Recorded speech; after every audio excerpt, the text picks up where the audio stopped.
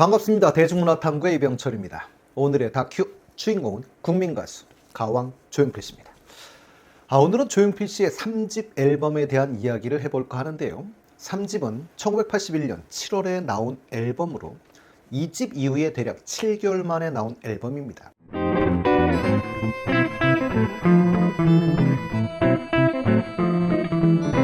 81년은 전두환 씨가 프로야구를 창립하던 시대로 영화들도 많이 풀려서 야하다라는 말을 들었던 영화들이 많이 나오던 시대이기도 하죠. 그리고 어릴 때 추억 스카이 콩콩에 유행하던 그 시기이기도 합니다. 조용필 씨 3집은 전문가들 사이에서 명음반으로 꼽히는 음반인데요.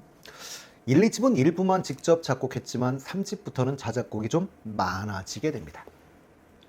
3집에서는 조용필 씨가 직접 음악 감독을 맡으면서 본인의 색깔을 드러내고 싶어 했던 앨범인 것 같은데요. 그리고 이 앨범은 발매하자마자 밀리언셀러가 되었습니다. 3집은 민요, 강원도 아리랑, 옛노래, 황성예터부터 오빠 생각 같은 동요, 젊은 층이 좋아하는 곡인 여와남, 고추잠자리 같은 곡까지 정말 다양한 장르를 포함한 앨범입니다.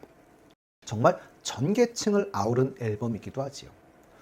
모든 계층을 다 충족시킬 만한 노래 레퍼토리를 소화하는 것은 쉽지가 않은데요. 그걸 소화할 수 있는 목소리를 가졌기 때문이겠지요. 조용필 씨는 이처럼 다양한 장르를 넘나들며 세대를 아우르는 팝스타이신 거지요. A면 타이틀곡은 미워 미워 미워인데요. 처음에 이 곡이 트로트색이 짙어 처음에는 안 부르겠다고 하셨던 곡이라고 합니다.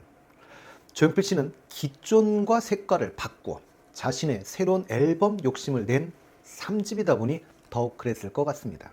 그러나 앨범 제작사 측에서 트롯이 일단 안전하니까 밀어붙인 것이죠. 이 곡의 작곡가는 정풍송 씨인데요. 뒤에 나올 허공의 작곡가이기도 합니다.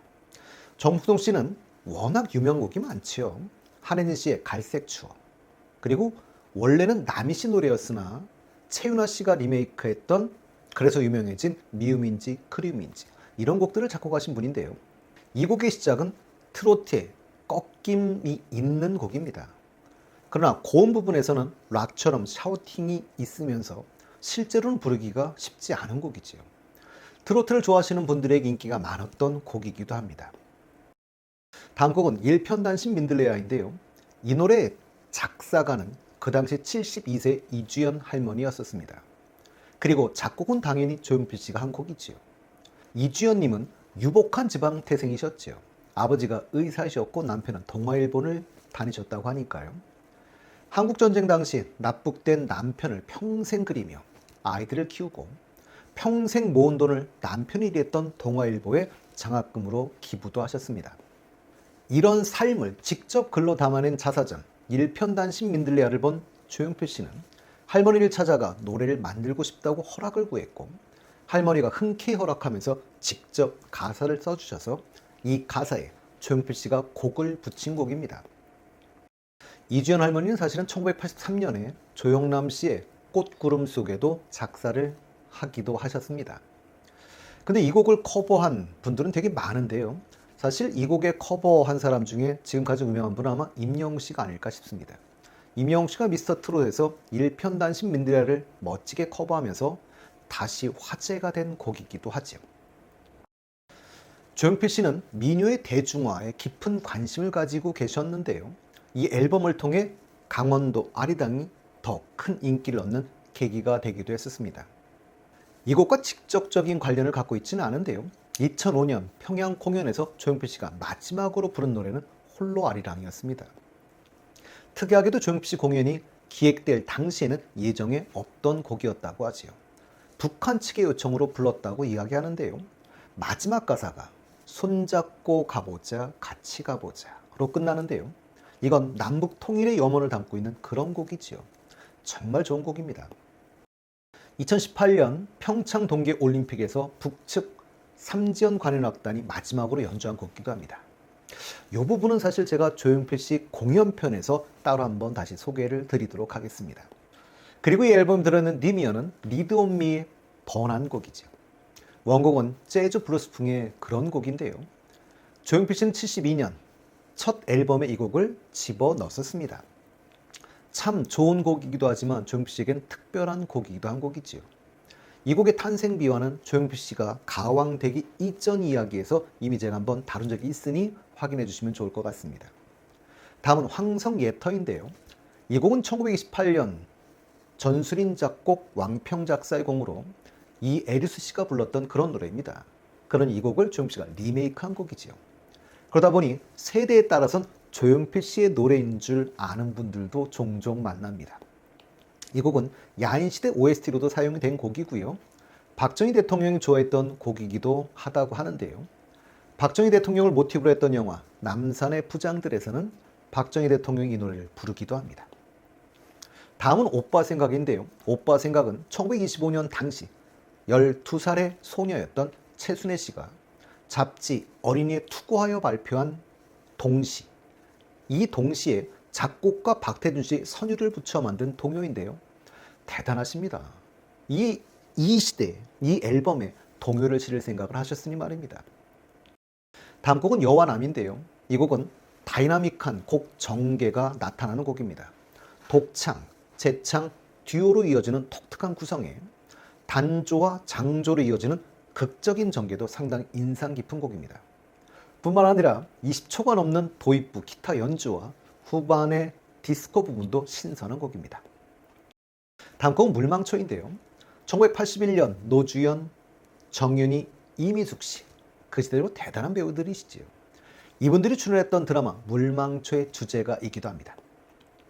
이 드라마의 극본을 쓰신 이유 씨가 작사하고 조용필 씨가 작곡을 한 곡인데요. 드라마 물망초는 토머스 하디의 명작 테스를 한국적 상황으로 번안한 것이라고 합니다. 드라마보다는 조용필 씨의 노래가 더 히트한 작품이기도 하지요. 이 곡 물망초는 외국 힙합 뮤지션들이 샘플링하여 사용한 사례들도 있는 곡입니다. 2004년에는 알키미스트라는 가수의 데뷔 앨범 타이틀곡이죠. 에센스에 사용이 되었고요. 그리고 2013년에는 미국 남부 힙합의 제왕인 닐 웨인이 오리지널 사일런스라는 곡에 샘플링하기도 했던 곡입니다. 다음 곡은 고추잠자리인데요. 고추잠자리는 당시 KBS 라디오에서 24주간 1위를 차지했던 곡입니다. 24주? 1위로만 거의 6개월, 반년이 지나간 거지요.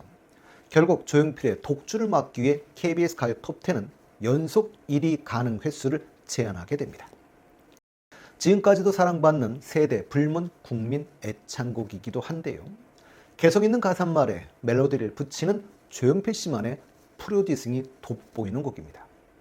코러스 부분마저도 오로지 자신의 목소리로 오버 더빙한 곡으로 조용필 씨의 완벽주의를 느끼게 해주는 그런 곡이지요. 불후의 멜공에서 린 씨가 이 곡을 커버한 적이 있었습니다. 린 씨가 노래를 부르는 모습을 본 조용필 씨는 색다른 편곡이 무척 좋았다라고 극찬을 하셨는데요. 이날 조용필 씨는 제 노래는 코러스도 제가 다 하는데 지금은 잘 나오지 않아서 힘들어한다라는 고충을 털어놓기도 하셨었지요. 이 곡의 작사가는 김순곤 씨인데요. 무명 수준이 아니라 이 곡이 데뷔곡입니다. 어찌 보면 조용필 씨가 발굴한 작사가라고 할 수 있을 텐데요. 조용필 씨의 노래에 대한 애정, 노력을 알 수 있는 그런 대목입니다. 물론 김승훈 씨는 뒤에 조용필 씨 앨범에 더 많은 곡을 참여하게 되죠. 못 찾겠다 깨꼬리, 나는 너 좋아, 바람의 노래 이런 곡들의 작사를 하신 분이고 조용필 씨 외에도 사실은 남희 씨 인디언 인형처럼 김하늘 씨의 가장 무대, 박강성 씨의 문 밖에 있는 그대 이런 곡들을 작사하신 분이죠. 그 당시로서는 가사를 쓰는 틀에서 벗어난 그런 가사말인데요. 음운도 안 맞고 가사도 길고 내용도 파격적이라고 할 수 있을 겁니다. 이런 작사가를 알아보는 능력도 조용필 씨만이 갖고 있는 뛰어난 재능, 능력 중에 하나인 것 같은데요. 김승호 씨도 용필 형님이 천재라고 칭찬하는 바람에 작사가가 되었다라고 회고하기도 했었습니다. 김승호 씨는 가사에 대한 이야기도 해준 적이 있었는데요. 김승호 씨의 첫사랑이었던 여인이 있었는데 그 여자친구는 부모님이 이혼을 해서 엄마 소식을 전혀 들을 수 없었다고 합니다. 그래서 늘 어디 계신지도 모를 엄마를 그리워하는 여자친구를 보면서 써내려간 가사가 바로 고추 잠자리라고 하지요. 그래서인지 노래를 들으면 마음 한결씩 아련해지는 건 아마도 엄마를 절절히 그리워하는 한 아가씨의 애달픈 마음이 잘 담겨져 있기 때문일지도 모르겠습니다. 이문세 씨는 조용필 씨의 19집 앨범 헬로우의 바운스를 들었을 때 고추 잠자리 때와 비슷한 충격이었다라고 했는데요. 그러니 그 당시 고추 잠자리가 얼마나 신선한 충격이었을지를 알 수 있는 대목이지요. 신승훈 씨는 고추 잠자리를 부모님과 추석 성묘를 가는 날 자동차 안에서 처음 들었다고 이야기했습니다. 그때의 충격을 잊을 수가 없다라고 이야기했지요. 그로도 조용필 선배의 노래를 들으며 청소년 시절을 보냈고 그의 팬임이 자랑스러웠다라고 했는데요. 2000년 데뷔 10주년을 맞아 7집을 준비하던데요. 노래를 만들며 가사를 쓰던 중 자연스럽게 엄마야가 떠올랐는데 주변 반응은 좋지 않았다고 합니다. 그러나 조용필 선배를 떠올리며 자신있게 노래 엄마야를 집어넣었고 그 노래가 신승훈 씨 히트곡 중 한 곡인 엄마야라고 합니다. 이 곡은 주유소 습격 사건에 박영규 씨가 불러서 화제가 되기도 했던 곡인데요. 대사에도 노래는 용필 것밖에 몰라 라는 대사가 나오기도 합니다. 다음 곡은 내 이름은 구름이요 라는 곡인데요. 이 곡은 우리에게 알려진 1집 이전에 사실은 불렀던 곡을 재녹음해서 수록한 것인데요. 을씨년스러운 멜로디에 신디사이저 반주를 더해 큰 인기를 얻었던 곡이기도 하지요. 다음 곡은 길 잃은 철새인데요. 이 곡은 1965년 JBS 드라마, 그러니까 중앙방송이지요. 드라마였던 특호실 여자 손님과 1967년 영화 길 잃은 철새 주제곡이기도 합니다. 길 잃은 철새는 김수용 감독의 작품으로 남정임 씨와 문희 씨가 출연한 영화였었는데요. 조용필 씨는 젊은 시절 문희 씨의 찐팬이었다고 말씀한 적이 있었지요. 그리고 문희 씨도 조용필 씨의 찐팬이기도 합니다. 이 곡은 원곡은 최준 씨가 불렀던 곡입니다. 그러나 조용필 씨는 1971년 서울 신문사가 주최하는 팝그룹 사운드 경연대회에서 리드 온 미와 이 곡 길 잃은 철새를 불러 최우상을 수상했었습니다. 그러니 리메이크 곡인 것이지요. 그리고 3집에 수록을 한 것입니다. 마지막 곡은 너의 빈자리인데요. 임석호 씨가 작사한 곡이고요. 임석호 씨는 지구 레코드 문예 부장이므로 조용필 씨 음악 레코딩을 주도하시던 분입니다. 이 곡 외에도 많은 곡에 참여하셨고 그 외에도 음악 작업을 함께 하셨던 분이라 뒤에 음반 소개를 하면서 다시 더 깊이 있는 소개를 할 일이 있을 겁니다. 다음 시간은 조용필 씨의 4집 앨범에 대해 이야기를 해보도록 하겠습니다.